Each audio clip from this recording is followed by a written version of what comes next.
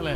പക്ഷെ ഒരു കണ്ടീഷനും ഇല്ലാതെ അൺകണ്ടീഷണലായിട്ട് നിങ്ങളെ സ്നേഹിക്കുന്ന രണ്ട് ആളുകൾ ഈ ലോകത്ത്. അതാരാന്നറിയോ നിങ്ങൾക്ക്? അപ്പയും അമ്മയും. ഒരു സംശയം വേണ്ട.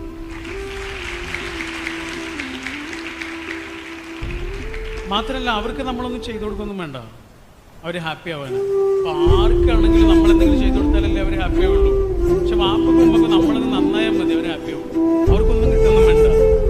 അച്ഛനും അമ്മയ്ക്കും നമ്മളോടുള്ള സ്നേഹം എന്ന് പറഞ്ഞാൽ നമ്മൾ അങ്ങോട്ടൊന്നും ചെയ്തു കൊടുക്കൊന്നും വേണ്ട, നമ്മളത് നന്നായി കണ്ടാൽ മതി, അവർ ഹാപ്പി ആവും.